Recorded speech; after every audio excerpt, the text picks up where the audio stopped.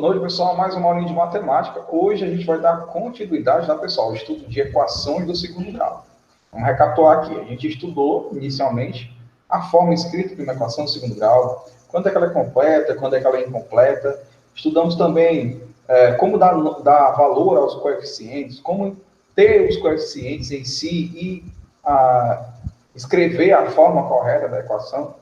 E nós já trabalhamos dois tipos de resolução de equações do segundo grau, mais incompletas, né? Que é mais simples, que é uma equação que está faltando algum coeficiente. Hoje nós vamos, passo a passo, aprender uma das fórmulas resolutivas, tá? Porque tem várias, de equação do segundo grau completa. Ok? Comigo aqui na tela, vou apresentar aqui a tela para vocês.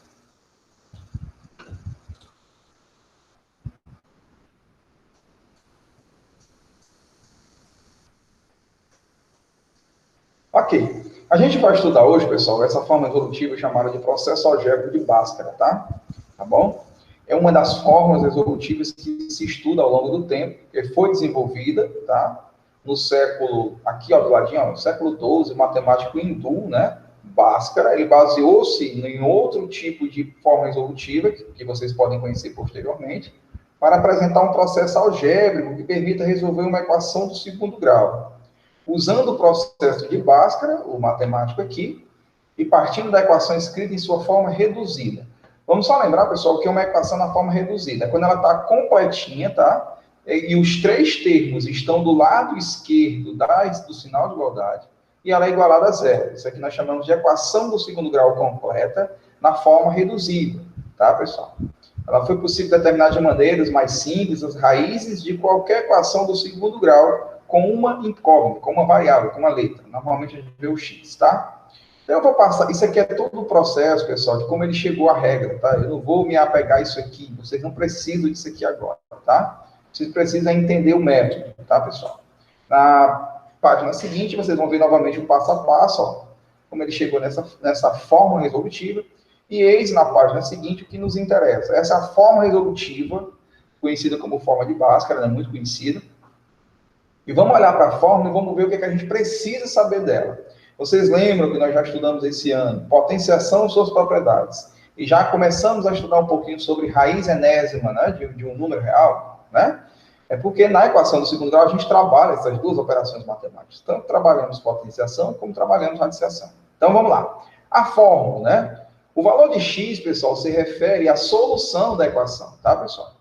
E lembrando que em uma equação do segundo grau nós podemos ter uma solução, ou seja, um resultado, ou podemos ter até duas soluções.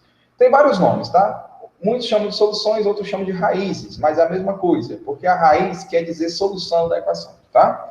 Então, essa formulazinha, o valor de x vai ser igual a menos o coeficiente b, mais ou menos a raiz quadrada do mesmo valor de b ao quadrado, menos 4 vezes a vezes c. Lembrando, pessoal, que 4 é da forma resolutiva, que relembra função quadrática, né, ou equação quadrática, visto que para a equação do segundo grau existir, tem que ter um termo elevado ao quadrado, e a palavra elevada ao quadrado se refere a um quadrado, certo, pessoal? E a gente lembra aqui de uma figura plana perfeita de 4 lados iguais, tá, pessoal? 4 vezes a vezes c, dividido por 2 vezes a. Nós chamamos dessa forma resolutiva da equação completa do segundo grau, que a equação completa do segundo grau ela tem esse formato, ok, pessoal? Nós podemos destacar apenas aquela partezinha dentro da raiz, tá, pessoal? Olha aqui, eu vou até maximizar um pouquinho para vocês enxergarem legal. Eu posso tomar como ponto de partida apenas esse fragmentozinho aqui, ó, de dentro da raiz quadrada, tá? Para quê, professor? Porque eu não preciso resolver isso aqui tudo de uma vez, e eu vou explicar por quê. É o seguinte, primeira coisa que a gente tem que saber numa equação do segundo grau é que antes de resolver ela todinha, a gente pode descobrir se ela tem ou não tem solução. E aí vem a explicação por que nós vamos usar só esse termo aqui. Por quê? Porque esse termo aqui está dentro da raiz. E pode ser que dentro dessa raiz, quando a gente terminar de resolver tudo aqui dentro, surja aí um número negativo. Nós sabemos que para os números reais, nós vamos tratar aqui de números reais, não existe, né, raiz de número negativo. Então, se por acaso a gente resolver nessa parte de dentro aqui da raiz, e se aparecer um número negativo, a equação ela já para ali naquele momento, porque ela não vai ter solução, porque eu não posso extrair essa raiz. Porque o objetivo aqui, pessoal, dentro dessa raiz aqui, é extraí-la, né? Tirar a raiz, ok? Então, vamos lá. A expressão que está dentro da raiz, ó, b ao quadrado menos 4 vezes a vezes c. O bom, pessoal, é que todos os coeficientes estão aqui, ó, a, b e c, que é um número real, é usualmente representado pela letra grega, né, chamamos de delta, ou muita gente chama assim o valor do discriminante, né, chamado discriminante da equação. Essa letra, tá, pessoal, esse delta é só uma representação, tá? Não vamos se apegar com isso, não. Mas ele vai discriminar para mim se a equação tem ou não tem solução, certo? Depois que a gente passar por essa etapa aqui dentro, se a gente perceber que dá para tirar a raiz quadrada, a gente já resolveu essa parte aqui de dentro, e o que é que vai nos sobrar? Só isso aqui, ó, que é o restante da fórmula de Bhaskara. Isso aqui é só a fórmula de Bhaskara. E aí, aqui dentro da raiz, eu não coloco mais tudo isso daqui, porque eu já trabalhei, ó. Eu vou colocar o valor do discriminante. Se ele for positivo, a gente continua resolvendo a equação. Então, pessoal, dando continuidade a esse raciocínio, o que é que nós vamos começar numa equação do segundo grau completa pela forma resolutiva de Bhaskara? Nós vamos começar primeiro resolvendo essa parte aqui de dentro da raiz quadrada, que nós chamamos de discriminante. E aí nós temos 3 situações, pessoal, para o discriminante. Vamos lá. O discriminante, ele pode ter soluções ou resultados distintos. Quais são? Ele pode ser maior que zero, ele pode ser um número positivo, né? Ele pode ser maior do que zero.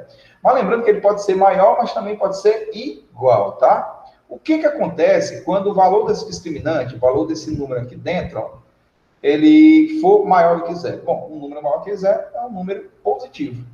A equação continua e ela vai ter 2 raízes diferentes, obrigatoriamente, pessoal. Isso sempre vai acontecer.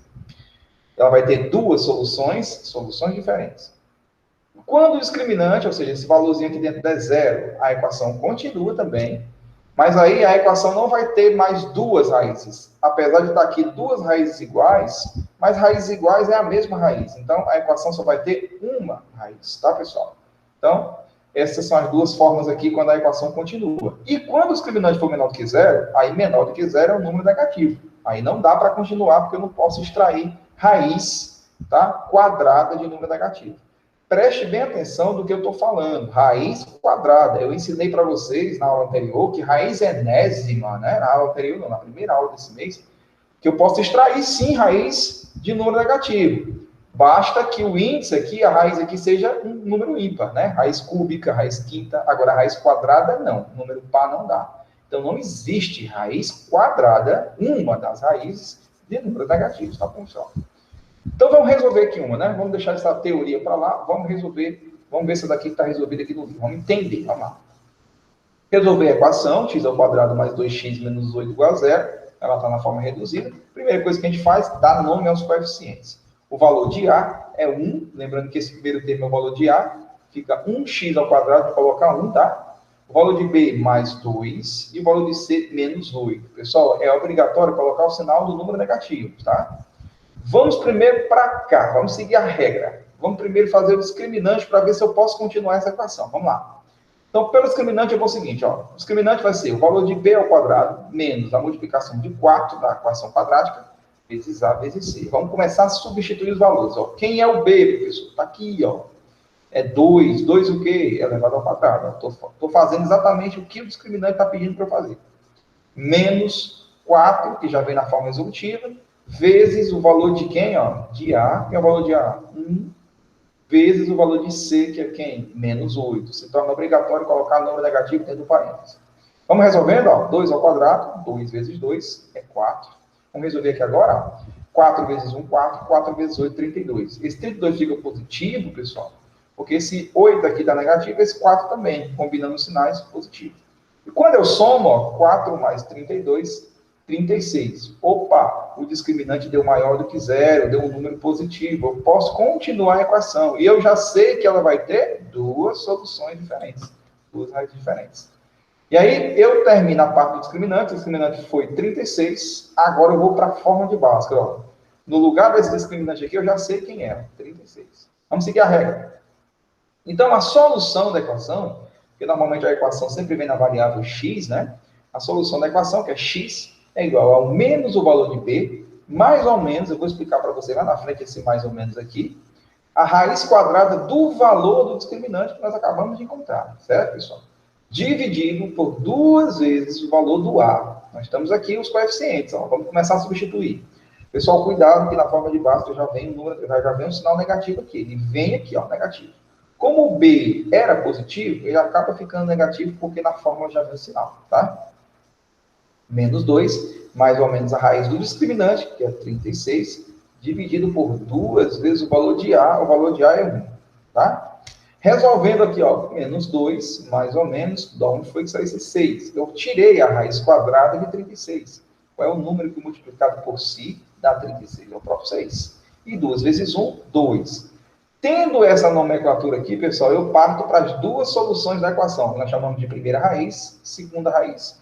Muitas vezes o livro traz essa informaçãozinha aqui, tá, pessoal? Um traçozinho e 2 tracinhos, né? Se referindo à primeira solução e à segunda solução. Então, vamos lá. O que eu vou fazer agora aqui com esse mais ou menos? Na primeira solução, pessoal, a gente usa a soma, tá? E na segunda solução, a gente usa a subtração. Então, vamos lá. Só que o 2 aqui está negativo, ele segue, ó. X vai ser igual a menos 2, aí mais 6 dividido por 2. Menos 2 mais 6, pessoal, como o 2 é negativo, dá uma subtração, ó. 6 menos 2, 4. 4 dividido por 2 é 2. A primeira solução da equação é 2.